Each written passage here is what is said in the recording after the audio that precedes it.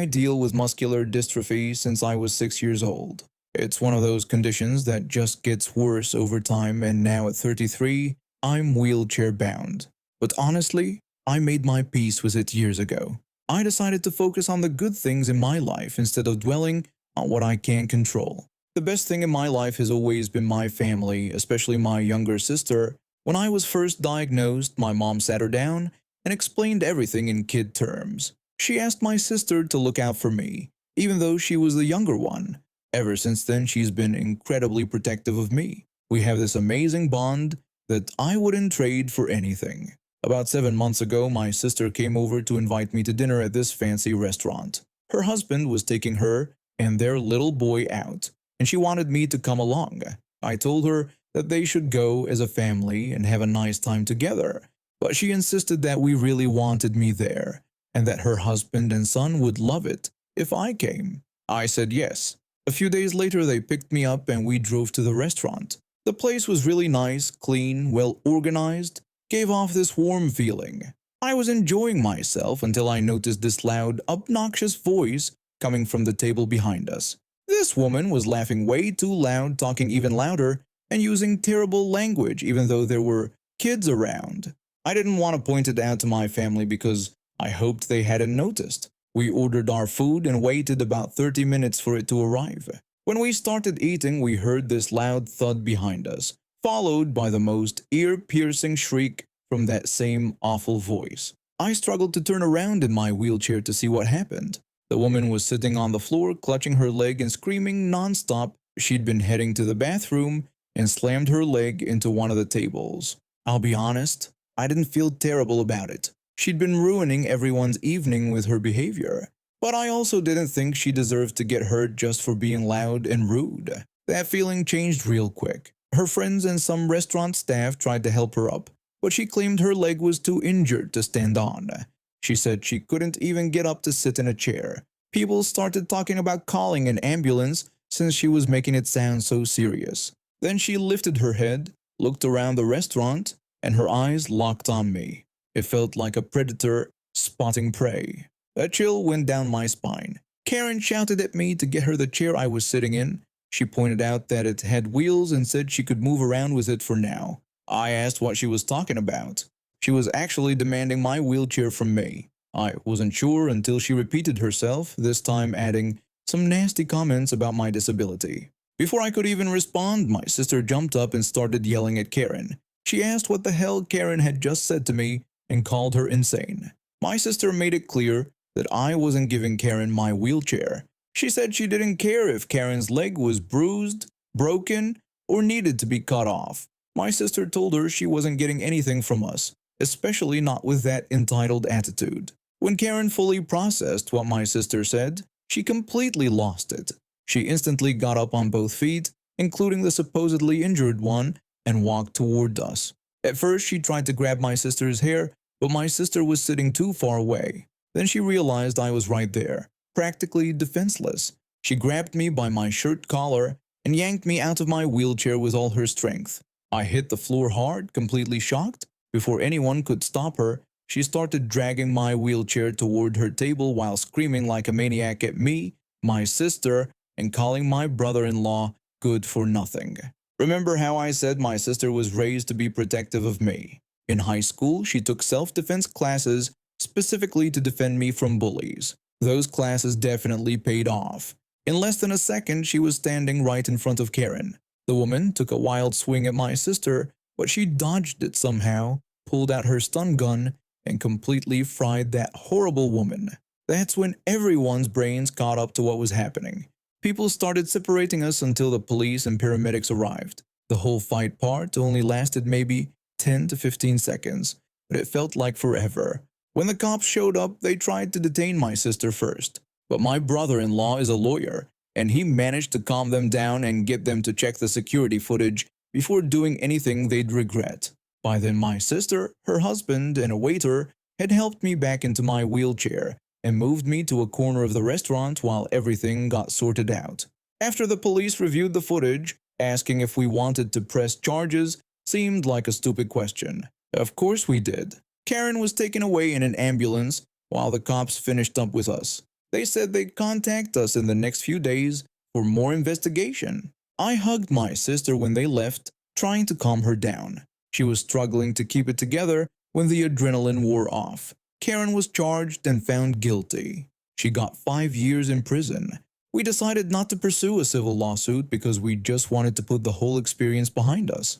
The thing that still gets me is how she went from claiming she couldn't stand up to literally jumping to her feet and attacking me the moment she got angry. Her injury was completely fake, just an excuse to try and steal my wheelchair from me. I grew up on a farm on the East Coast where hard work was a way of life and money was always tight. My parents divorced when I was young, and my stepmother turned out to be a complete nightmare. She was into drugs and ended up ruining my father's business. When I turned 16, I scraped together enough money to buy a car with a blown engine and rebuilt it myself in auto shop class. That car meant everything to me. After high school, I worked at an auto parts store to help make ends meet. When I was 18, my mother decided to move down south, and since living with my father and stepmother had become unbearable, I packed up what little I had and followed her. I barely had enough money to make the trip, but I knew it was the right choice. My mother and I ended up in a small trailer park hidden behind trees covered in Spanish moss, a few miles from the nearest town. We were barely scraping by, but we had each other. That Christmas, money was so tight that my mother couldn't afford to get me anything. Instead, I saved up enough to buy myself a cheap car stereo and got her a gold-plated necklace that she hung on her rearview mirror. When I gave it to her, she started crying. Even now, years later, she still gets emotional when we talk about it. The trailer park was small, only about 8 trailers total, and most of our neighbors were decent people. Most of them. The exception was the guy who lived right next to us. He was a military police officer who worked at a nearby base, and he was absolutely the worst neighbor you could imagine. This guy would throw loud parties that went on all night, leaving trash everywhere and refusing to clean it up. He and his buddies would walk around the park drunk, throwing beer bottles into people's yards, and generally acting like they owned the place. The worst part was when he actually cursed out our 90-year-old neighbor for asking him to clean up the beer bottles he'd thrown into her rose garden. Everyone in the neighborhood hated him. One spring, my car blew a head gasket, so I was out in our little driveway working on it. My mother's car was parked next to mine, and her boyfriend's truck was parked in front of the trailer, out of the way. I was determined to get my car running again because I needed it for work. Late one night while I was working under the hood, my neighbor's military buddies came stumbling through the park on one of their drinking rounds. They were throwing bottles everywhere, urinating on cars, and just being complete jerks. When they saw me working on my car, they came right over.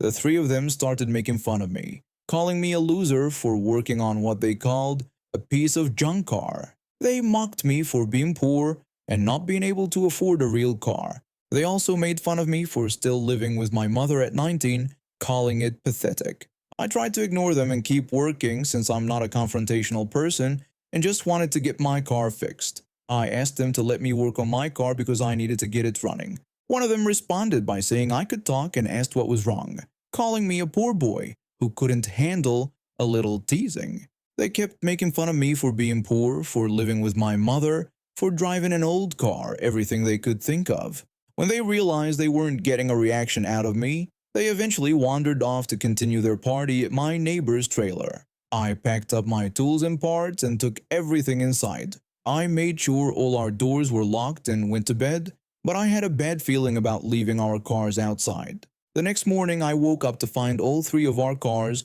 with their doors wide open and completely ransacked. I was furious. My car stereo was gone, along with my mother's gold necklace and her boyfriend's expensive head-up display stereo system. We called the police immediately. The cop who showed up was about as helpful as a chocolate teapot.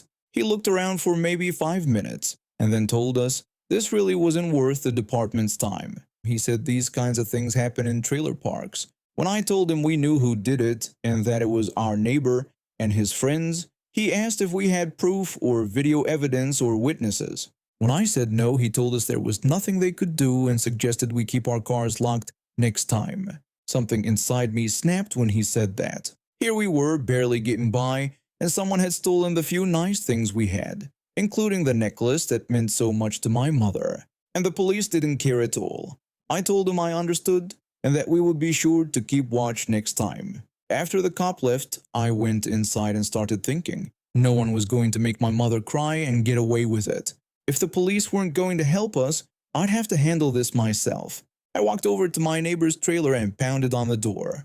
It was 7 in the morning, and he was clearly hungover when he answered. He asked what the hell I wanted, and I told him I wanted our stuff back. My stereo, my mother's necklace, and the stereo from the truck. He said he didn't know what I was talking about. I told him his buddies had ransacked our cars the night before and that I knew he knew where our stuff was. He was still half drunk and let something slip when he said he didn't know where his friends had taken our junk. That was all I needed to hear. He just admitted his friends took our things.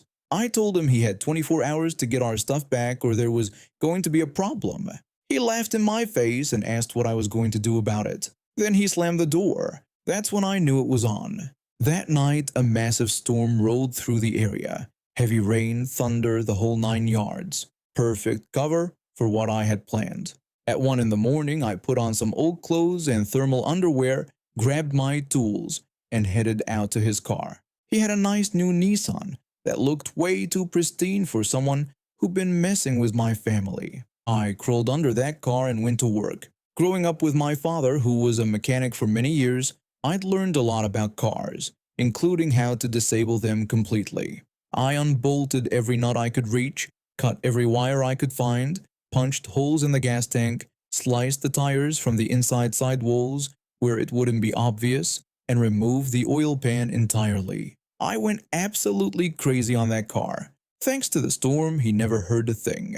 After a few hours of systematic destruction, I threw all the parts I'd removed into a small pond just over the fence at the edge of the lot, where they'd never be found. Then I went back inside, threw my clothes in the wash, and went to bed with a smile on my face.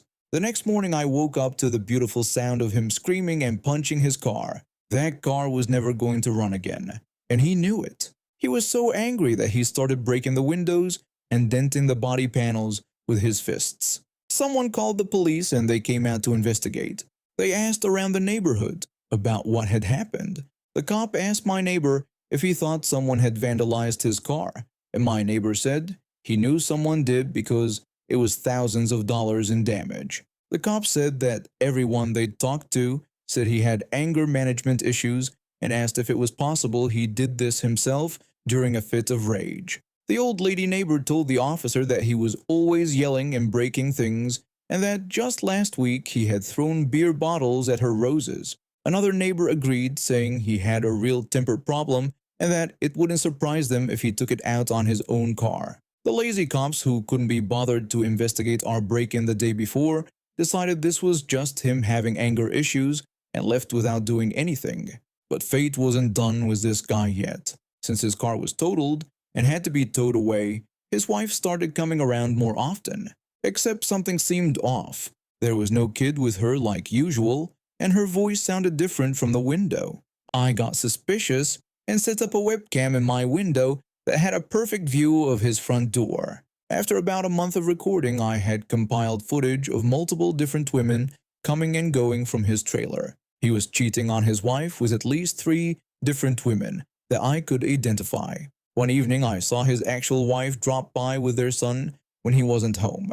I knocked on her door and asked if I could talk to her for a minute about her husband. She asked what about him, and I told her I thought she needed to see something. I invited her into our trailer and showed her the video footage. Her face went white, then red. She called him a lying, cheating piece of trash and said she knew something was going on. She immediately called her father and ordered the moving truck. Within hours, she was back with her dad and a U-Haul. I helped them load up everything she claimed was hers, including a 55-inch television, the refrigerator, and even the washer and dryer. She thanked me so much for showing her this and gave me $100 for my help. I told her she didn't need to pay me, but there was something else she should know. I told her about how he and his friends had stolen from us and how the police wouldn't help. She was shocked and told her dad what I had said. Her father gave me another $200 and shook my hand. He thanked me for doing the right thing and said people like me restored his faith in humanity. When my neighbor returned home drunk later that night, he walked into his trailer to find it completely empty, no furniture, no appliances, nothing. He completely lost it. He started kicking holes in the walls, smashing windows, and ripping the front door off its hinges. The 90-year-old neighbor called the police again. When they arrived and saw the destruction, they arrested him for property damage. But apparently he made such a scene at the police station that he ended up hitting an officer and got additional charges. The landlord who owned the trailer park told me later that my neighbor was on the hook for all the damages to the trailer plus back rent and that he was taking him to court. We ended up moving away shortly after, so I never found out exactly what happened to him, but I heard his life was pretty much ruined. With the money his wife's father gave me, I was able to replace my mother's necklace and buy new stereos for all three of our cars. When I told my mother's boyfriend the whole story, he was amazed and said he couldn't believe I had done all that for them. I told him nobody messes with my family and gets away with it. I'm a 29-year-old lighting technician working in Norway's entertainment industry. It's not the most stable career path. I had a steady job that covered only 50% of my income, and the rest came from seasonal work in television, theater, and events.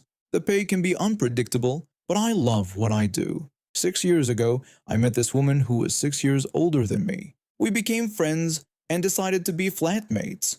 For the first 3 years, everything was great. We lived in a nice apartment, split everything fairly, and got along well. She was working a regular job back then and was pretty down to earth. Then she got a new job in the entertainment industry too, but in a different department. Suddenly, everything changed. She started working with actors, filmmakers, and producers, and it went straight to her head. She began acting like she was too important to associate with regular people like me. She even told me once that I wasn't allowed to attend a party for television and theater workers because she might be there and didn't want to be seen with me. When our lease was up, we moved to a new place together and signed another 3-year lease. I thought things might go back to normal, but they only got worse. She basically took over the entire apartment. I spent most of my time in my bedroom while she used the living room like it was her personal space. She even slept on the couch most nights instead of using her own room. Despite this, I still paid half of everything: rent, utilities, groceries. When our second lease started approaching its end, I knew I had to get out. I've been saving money and working extra gigs, and my bank had finally approved me for a home loan. I was ready to buy my first apartment. I decided to be mature about it and have an honest conversation with her about my plans. I sat her down one evening and told her that I had been thinking about what to do once our lease was up. I explained that I was personally ready to buy my own place and that my bank had approved my loan application. Her face lit up immediately and she got excited. She started talking about how we should look at apartments together, going on about how she wouldn't live in an old one and that it needed to be new and modern with all the latest features. She kept talking about what we should look for in our new place. I was shocked. She actually thought I was planning to buy a place for both of us or that we'd buy something together. I had to interrupt her and clarify that I was looking for an apartment just for me. The excitement on her face instantly turned to anger. She asked what she was supposed to do then. And then she got nasty and told me it was fine because she made so much more money than me anyway. She said I would only be able to buy old crap while hers would be so much better because she had standards.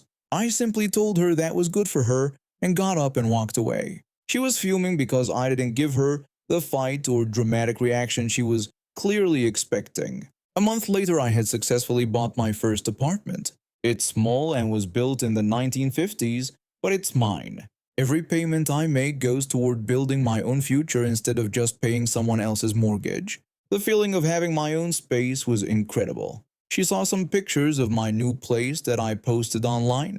She came up to me and started making comments about how ugly and old my apartment was.